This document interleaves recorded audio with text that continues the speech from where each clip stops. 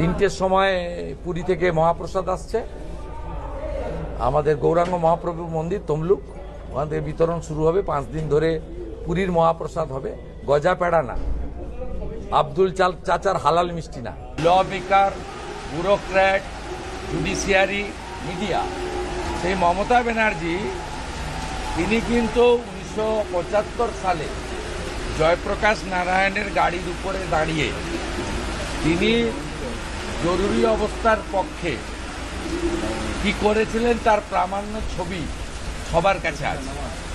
স্বাভাবিকভাবে সেদিন জরুরি অবস্থাকে সমর্থন করা মমতা ব্যানার্জি এবং প্রত্যেকটি ভারতবাসীর কাছে শ্রদ্ধাস্পদ জেপিজি তার গাড়ির উপরে দাঁড়িয়ে কলকাতায় যে অসভ্যতামি তিনি করেছিলেন, আজকে সেই সংস্কৃতি বাংলায় মমতা বন্দ্যোপাধ্যায়ের নেতৃত্বে সেই অপসংস্কৃতি, মানে এটা মমতার সংস্কৃতি, চাপিয়ে দেওয়ার চেষ্টা করছে। তাই বিধানসভায় বিরোধী দলের এমএলএরা মার খান, অপোজিশন লিডারকে হাম্পিং ডাম্পিং লায়ার বলা হয়, কুৎসিত স্ল্যাং ওয়ার্ড। শিখা চ্যাটার্জি মাতৃসম মহিলা, তাকে ব্যক্তিগত আক্রমণ করা হয়।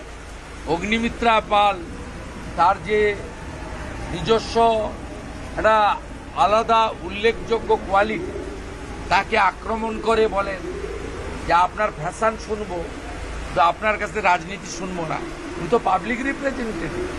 বিধানসভাতে মমতা ব্যানার্জিও এমএলএ, বরঞ্চ ওনার নামের সামনে কম্পার্টমেন্টাল এমএলএ আছেন। একবার হেরেছেন, পরের বার আবার অন্য লোককে জোর করে রেজিগনেশন ফিরিয়ে জিতেছেন।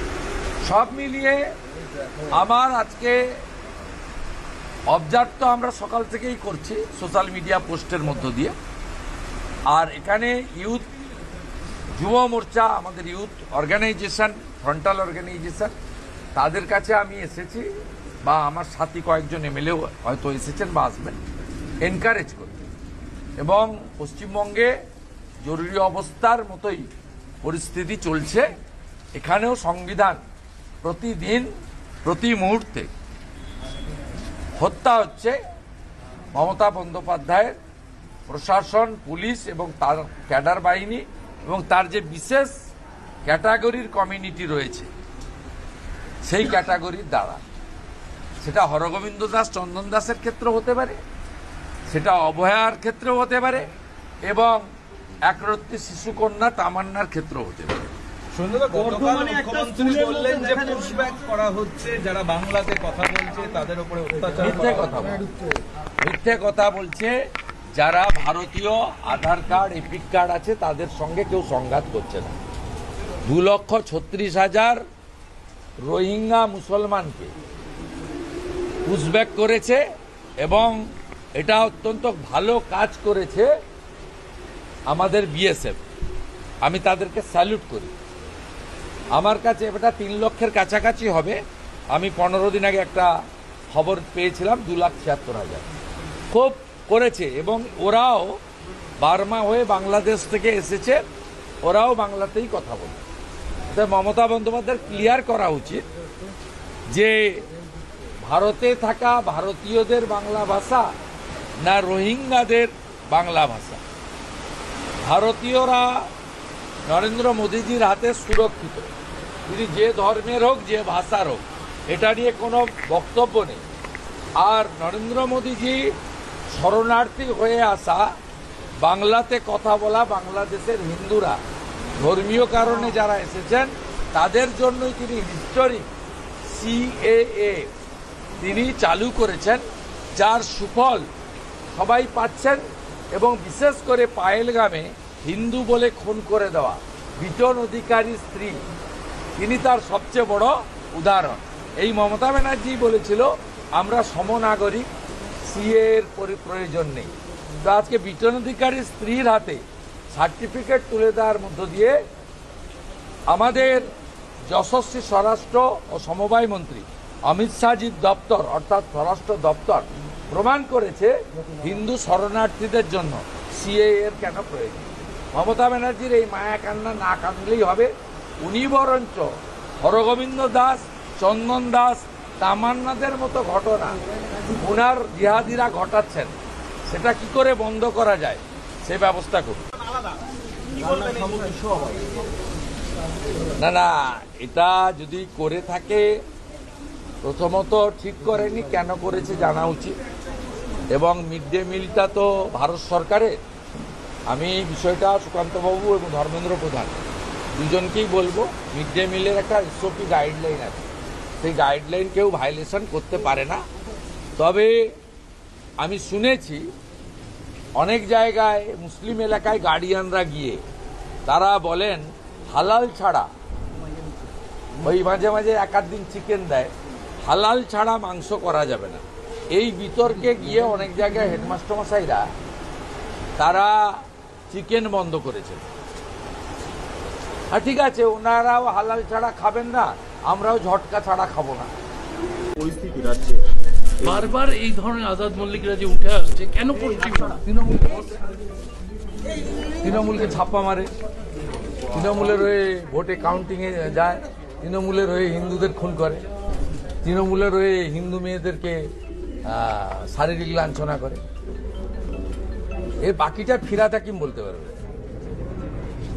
উনি বেশি জানেন আমার থেকে। আজাদ মল্লিক এই চক্রগুলো তৈরি করছে কি করে? ফিরাদ হাকিম বলতে পারবে, আমি সবটা বলতে পারবো না। আজই দীঘা যাচ্ছেন মমতা বন্দ্যোপাধ্যায়, রথ উপলক্ষে আজই দীঘার দিকে পাড়ি দিলেন তাতে কি হয়েছে? মুখ্যমন্ত্রী। তাতে কি হতো? কি হয়েছে? একটা ভাস্কর্য বানিয়েছেন, প্রথমত ওটা মন্দির নয়, আমি হিন্দু, ওটা মন্দির নয়, ওটা একটা ভাস্কর্য। ভাস্কর্য বানিয়েছেন সরকারি টাকায়, কিছু হলুদ ফ্ল্যাগ রাস্তায় টাঙিয়েছেন। আরে হিন্দু হতে গেলে গেরুয়া ফ্ল্যাগ টাঙাতে হবে, গেরুয়া বিজেপির নয়, গেরুয়া হিন্দুদের।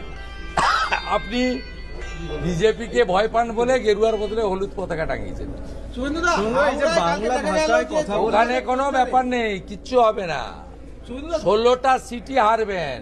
উনি 21 সালে পাড়ায় পাড়ায় ঘুরেছেন, সব পাড়াতেই হেরেছেন, অনেক পাড়াতে শেষ মুহূর্তে আমি বেরিয়ে গেছে। আর 24-এ গিয়ে সব জায়গায় ঘেঁটেছেন, তারপরেও অধিকারী মুক্ত করতে গেছিলেন, পিসি মুক্ত হয়ে গেছে। এখন একটাই আনন্দের খবর পেলাম, এই প্রথমবার রাস্তায় যারা দাঁড়ায় সিভিক ভলেন্টিয়ার্স, তাদেরকে টিফিনের প্যাকেট দিয়েছেন। কি কি আছে দেখছি। হ্যাঁ, ওই যাচ্ছে, রাস্তায় দাঁড়িয়েছে সবাই, না রানিমা যাচ্ছেন। এই যে টিফিনের প্যাকেট আছে, এটাতে একটা বিস্কুটের প্যাকেট আছে, একটা কলা আছে, বর্তমান কি সিঙ্গাপুরি বোঝা যাচ্ছে না, একটা কুরকুরি আছে খাওয়ার, আর ভাইপোর জলের ফ্যাক্টরির একটা জলের বোতল আছে। কত পুলিশ নিয়ে যাচ্ছে? আপনার 7,500 7,500 পুলিশ। রাজ্যের পরিস্থিতি লোক হবে না তো। আমি তো ওর থেকে বেশি লোক নিয়ে সিআর এভিনিউতে রথ টানবো কলকাতা বেলা 12টার সময়, কলকাতাতে লোক সংস্কৃতি পরিষদে দেখা হবে। আপনি বারবার বলছেন উর্দু ভাষায় জগন্নাথ দেবের ববিয়াকে বলেছে তো যে আমি তখনই থামবো যখন 50 ভাগের বেশি লোক উর্দুতে কথা বলবে। ববি মানে মমতা, মমতা মানে ববি, তো উর্দু থাকবে না, কে থাকবে? একটা স্কুলে মিড ডে মিল সিদ্দিকুল্লাহ বলছে আপনারা দুই, আমাদের দুই, আমাদের দুই, আমরা আমাদের চার। এগুলো তো ওনাদের বচন, ভাষণ। বাংলাকে গ্রহণ করতেই হবে,